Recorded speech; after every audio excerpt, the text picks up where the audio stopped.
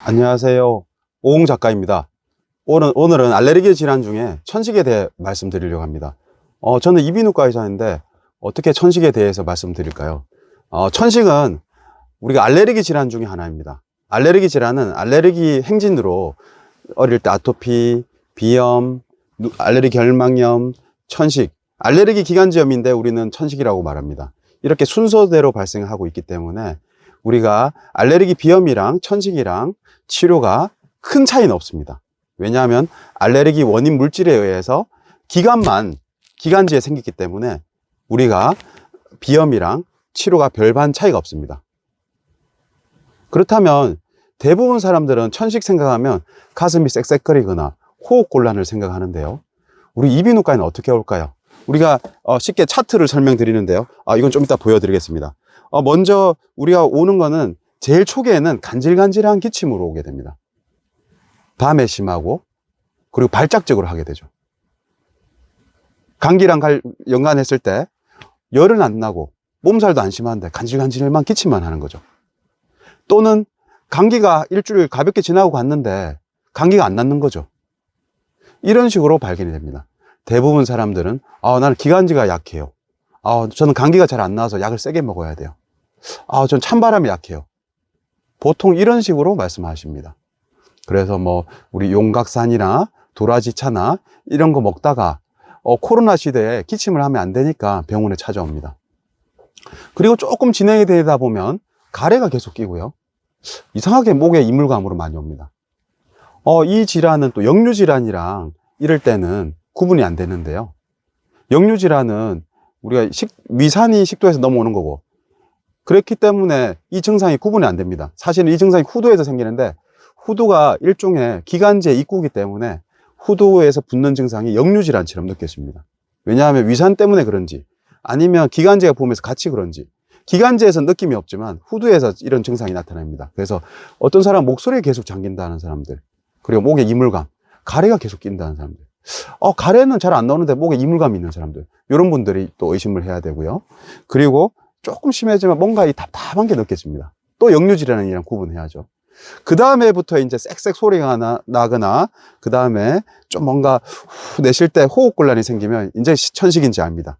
사실은 그런 호흡곤란이라 쌕쌕거리는 게 생기면 기관지 내경이 한 50% 정도 좁아졌을 때 증상이 생깁니다. 이렇게 기관지 내경이 좁아진다면 벌써 너무 오래된 경우에는 우리가 폐기능이 영구히 떨어질 수 있기 때문에 조기에 진단을 해야 됩니다. 그래서 천식이라는 거는 어떤 사람은 예술이라 하는데요.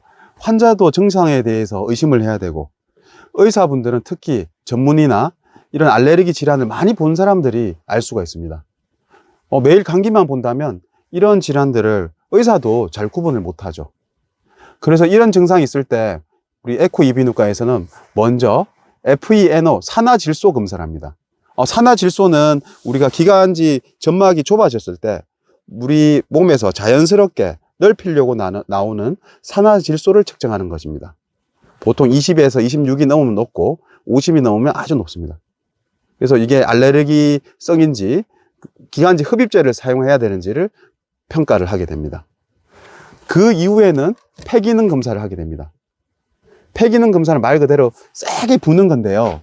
우리가 전체적인 폐기능 검사, 우리 천식에서 중요한 거는 내쉬는 능력이 떨어져 있기 때문에 1초 동안 내쉬는 것을 측정을 합니다. 우리 잘 생각해 보면 되는데요. 공에 바람을 불어넣을 때는 잘 들어가는데 나올 때가 안 나옵니다. 그래서 대부분 사람 숨이 잘 쉬어지니까 호흡 관련이 없다고 생각하는데 내쉴 때 안 되기 때문에 이것을 평가합니다. 그리고 천식은 이후에 우리가 기관지 속혈성 확장제를 넣어서 우리가 그 수치가 12%가 좋아지는지, 아니면 리터로 따졌을 때는 200ml가 높아지는지, 이것으로 천식을 진단을 하게 됩니다. 그래서 천식을 진단을 하게 되면 우리가 쓰는 약제가 틀리죠. 흡입제가 가장 중요합니다. 너무 폐기능이 떨어지면 평생 사용해야 되고요. 우리 폐기능이 정상이고 산화질소만 높은 경우에는 흡입기만 한두 달 사용하면 좋아집니다. 우리가 흡입기가 독하다고 생각하는데 사실은 흡입기는 스테로이드 성분인데요. 앞에서 말씀드린 것처럼 알레르기 질환은 스테로이드가 꼭 필요한데 약으로 먹으면 전신 흡수가 심하고 부작용이 생길 수가 있기 때문에 흡입제를 직접적으로 넣어주면 정상으로 돌아가게 됩니다. 이거는 오래 쓸수록 좋습니다. 효과적이고 안전하고 장기적으로 쓸 수 있는 약입니다. 그래서 천식으로 진단이 되거나 혹시 지난번처럼 말했던 것처럼 산화질수는 높은데 폐기능이 정상이라면 기침 변형 천식으로 생각해서 흡입제만 사용하면 됩니다. 기침 변형 천식이 있는 경우에 한 20~30%에서 진짜 천식으로 갈 수 있기 때문에 이런 증상이 있을 때 미리 써주는 게 좋습니다. 2019년 알레르기 천식 전 세계 학회에서 우리가 흡입제를 사용해야 될 경우 빨리 사용하라고 되어 있습니다. 그리고 스마트 요법이라 그래서 우리가 개인적으로 한 번 쓰다가 두 번, 네 번 이렇게 용량을 넓힐 수가 있습니다. 그래서 요즘에 천식에 대한 많이 연구가 되었고요. 그래서 조기 진단해서 치료를 해야 됩니다. 그리고 이제 그 다음부터는 앞에 치료랑 똑같습니다. 만약에 의심된다면 알레르기 항원 검사에서 알레르기 항원이 있는지 보고 알레르기 항원을 있다면 그 항원을 피하고 피할 수도 없고 천식이 심하다면 앞에서 말한 것처럼 진먼지, 면역치료 또는 원인 물질이 다양할 때는 주사 면역치료를 하게 됩니다. 알레르기 질환에서 완치를 시키는 근본적인 치료는 면역치료가 되겠습니다. 만약에 그 원인이 없다면 예방접종을 잘 맞으면서 감기를 조심하고 우리가 알고 있는 악화인자, 안 좋은 공기, 나쁜 공기 이런 것을 피하면서 흡입제를 필요할 때마다 사용해야 됩니다. 만약에 폐기능이 떨어졌다면 평생 흡입제를 사용해야 됩니다. 우리가 알레르기 질환은 너무 어려운 게 감기랑도 다르고 비특이적으로 나타납니다. 저 사람 말하는 게 이상하다 이렇게 생각할 정도로 나는 찬바람만 쐬면 안 좋아져요. 목욕만 하면 안 좋아져요. 뭐만 하면 안 좋아져요. 이런 식으로 말하기 때문에 환자분들이 말하는 것들을 의사는 정확하게 캐치를 해서 이분이 기관지가 예민하고 우리가 어떤 알러지의 반응이 있구나 생각을 해서 우리가 의심을 하고 나서 진단을 하게 됩니다. 그래서 환자분이 왔는데 폐기능 검사를 시키기 자체가 너무 어렵습니다. 그래서 천식이 10명 중에 1명이 있다면 거의 100명 중에 한두 명밖에 진단이 안 됩니다. 그 많은 천식은 대부분 감기가 안 나는 분들, 호흡기가 약한 분들이라고 생각하시면 됩니다. 에코이비인후과에서는 이러한 알레르기 질환을 치료하고 있고요. 그리고 근본적으로 치료하려고 노력하고 있습니다. 앞으로도 올바른 지식을 전달하기 위해서 오공작가는 더 좋은 동영상을 만들고 더 좋은 컨텐츠를 만들도록 노력하겠습니다.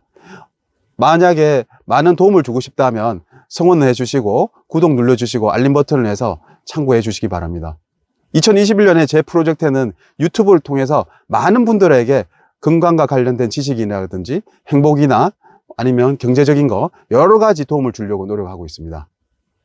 제 채널은 현재는 의학이지만 앞으로 조금씩 더 해서 육아, 제가 4명을 키우죠. 육아, 그리고 책을 쓰는 작가님 책, 그리고 제가 투자자이기 때문에 투자에 대한 생각까지 제가 더 확장을 해드리겠습니다.